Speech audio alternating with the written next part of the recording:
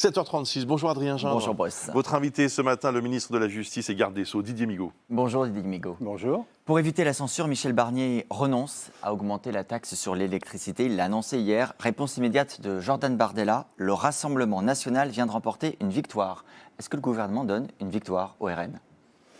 Le Premier ministre entend un certain nombre de préoccupations des Français qui sont relayées par des forces politiques. Je crois qu'il est dans son rôle. Il faut accepter de dire que le RN co-gouverne aujourd'hui. Non, le Premier ministre est à l'écoute.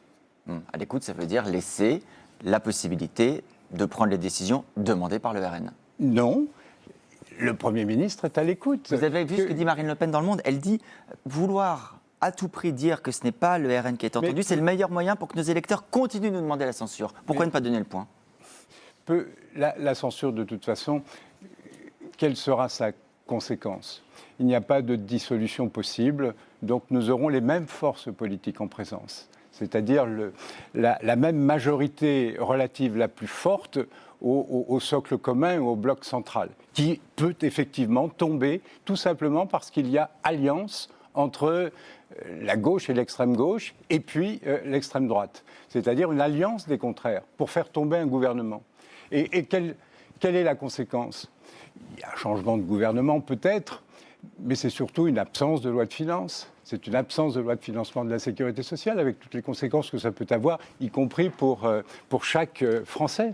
Puisque vous dites que cette censure n'aurait pas de sens, est-ce que ça veut dire qu'il faut pas de dire sens, non je dis, elle est débouché politique? Elle ne modifiera pas les équilibres politiques actuels. Est-ce que donc ça veut dire qu'il faut dire non aux autres revendications du RN, renoncer au déremboursement supplémentaire des médicaments, indexer les retraites? Le RN, il disait encore, le gouvernement jusqu'à lundi, parce que c'est lundi que le gouvernement doit engager le 49.3 sur le budget de la Sécu. Mais toutes ces demandes émanent effectivement du Rassemblement national, mais pas seulement. Pas seulement. Donc vous avez un certain nombre de préoccupations qui sont aussi relayées par d'autres forces, les socialistes, LFI, et puis bien évidemment par le bloc central, donc par je le vous sens socle très ouvert, commun. Didier Migaud, ce matin. Si je comprends ce que j'entends de vos propos, non, mais je dis il vaut mieux le accepter Premier des ministre, concessions que d'aller au chaos. Le chaos, je n'aime pas ce terme. Alors, il vaut mieux accepter les concessions qu'elle est la chute du gouvernement. C'est peut-être ma déformation d'ancien Premier Président de la Cour des comptes. J'aime bien les mots justes. Alors dites-nous quel est le mot juste. Non, mais quand on compare la France, la Grèce, tout ça, il faut dites-le à vos collègues du gouvernement et du socle commun. Oui, mais sachons relativiser les choses. Il n'y a pas de scénario de la grecque pour vous? Ça n'existe pas, sérieusement? Non, mais les situations ne sont pas comparables. Visiblement, c'est la porte-parole du gouvernement qui le dit. Donc, les situations. Oui, le ministre de l'économie et des finances s'est pas exprimé de cette façon.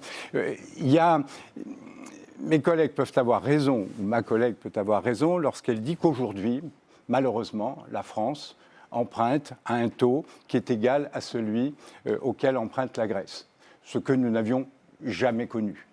Mais les économies ne sont pas comparables. Le niveau de déficit de la Grèce n'était pas comparable au nôtre, même si je trouve que le nôtre est élevé et que nous avons une situation budgétaire dégradée. Donc voilà, mais les conséquences sont réelles. Ça veut dire que si nous n'avons pas de loi de finances, ça veut dire qu'il n'y aura pas de prise en considération de l'indexation pour notamment l'impôt sur le revenu, avec toutes les conséquences que ça peut avoir. Que de nouveaux Français rentreront dans l'impôt ou paieront davantage d'impôts, par exemple. Exactement, donc il faut qu'ils soient conscients de cela. Ce sont un certain nombre d'investissements qui ne se réaliseront pas. Ce sont des taux d'intérêt qui risquent bien évidemment d'augmenter avec les conséquences sur la charge de la dette. Ce sont un certain nombre de dépenses supplémentaires, notamment concernant le budget de la justice, concernant le budget de la sécurité intérieure, concrètement, dans votre ministère, qui ne se feront pas de la défense. Qu'est-ce qui ne se ferait pas si le budget n'était pas voté chez vous ? Eh bien, pour moi, c'est 1600 emplois qui ne se créeront pas, de magistrats, de personnel de greffe. On ne peut pas critiquer l'engorgement de la justice et dans le même temps ne pas lui donner les moyens de fonctionner. Donc, c'est ça les conséquences. C'est plus de création de postes au niveau des magistrats, des personnels de greffe, des personnels pénitentiaires, des juristes assistants, de l'équipe autour du magistrat. Vous êtes également, et vous le rappelez. Et puis il n'y a pas que la justice. Vous avez aussi l'effort qui est prévu dans la loi de finances sur la défense nationale. Est-ce qu'on peut se permettre aujourd'hui de baisser la garde sur la défense ? Et il y a des inconvénients, vous le savez, puisque ce budget, c'est aussi pour certains, plus d'impôts et des économies. Il y a, à mon sens, plus d'inconvénients que d'avantages. Que d'avantages, surtout que nous sommes dans une situation politique qui sera la même. Didier Migaud, vous êtes un homme de gauche. Quand vous entendez le chef du gouvernement dire qu'il est prêt à sensiblement baisser les soins pris en charge par l'AME, on rappelle que l'aide médicale d'État, elle est dénoncée par le Rassemblement national. Vous êtes à l'aise avec ça ? Vous l'auriez proposé, vous ? Mais il y a un rapport qui a été établi par Claude Évin et Patrick Stefanini, c'est-à-dire un rapport fait par un socialiste et puis par un proche de LR, qui formule un certain nombre de propositions, sans remettre en cause d'ailleurs l'AME. Travaillons à partir de là. Sans aller plus loin que ce rapport, c'est ce que j'entends. Mais ce rapport dit déjà des choses, évoque un certain nombre de dysfonctionnements, donc parlons-en, mettons ça sur la table et voyons ce qui peut être repris dans le cadre de ce rapport. Mais quand le Premier ministre dit sensiblement baisser les soins pris en charge... Moi, je n'ai pas l'habitude de commenter, je dirais, sans avoir le texte précis qui nous est soumis. Bon, c'est un message aussi pour le Premier ministre qui ne l'a pas encore dévoilé dans le détail. Une précision. Non, mais on parle du RN, Didier Migaud. On a un Premier ministre qui est à l'écoute. Oui, ça on a bien compris, en effet.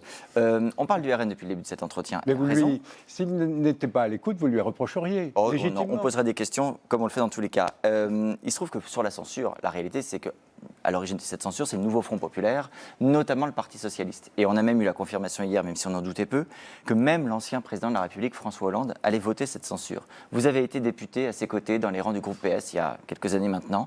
Qu'est-ce que ça vous inspire ? C'est la responsabilité du Parti socialiste.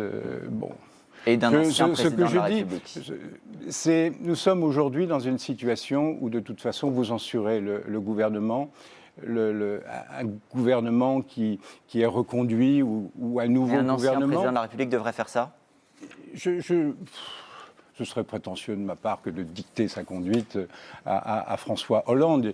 Il est responsable, et il est responsable de ses actes.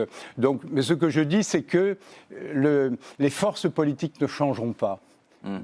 Jusqu'au mois de juillet, où une nouvelle dissolution est éventuellement possible et décidée par le président de la République. Et souhaitable ? Il faudra voir quel sera le climat à l'époque. Moi, je ne veux pas anticiper. Vous ne balayez pas d'un revers de la main. Un mot, puisque vous rappelez l'urgence du timing. Potentiellement, dans quelques jours, le gouvernement peut sauter, potentiellement en quelques mois, une dissolution.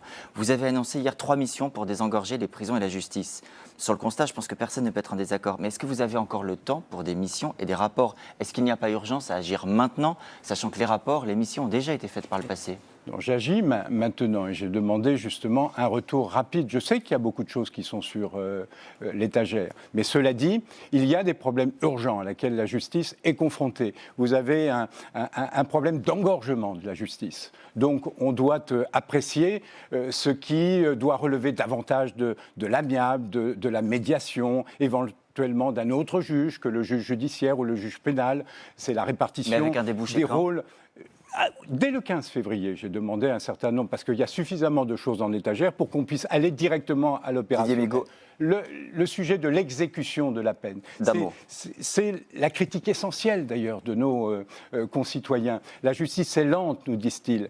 Et c'est vrai qu'il y a un délai trop long entre le prononcé de la peine et l'exécution de la peine. Donc je souhaite pouvoir régler ce problème-là. Aujourd'hui, nous avons une difficulté d'audiencement. Je souhaite aussi pouvoir régler ce problème-là. La peine, justement. 7 ans de prison hier pour l'homme poursuivi pour la mort d'Antoine Aleno, le fils du célèbre chef, qui était au volant, ivre d'une voiture surpuissante volée. La famille demande toujours la création d'un délit d'homicide routier. La procédure avait été engagée, elle a été interrompue avec la dissolution.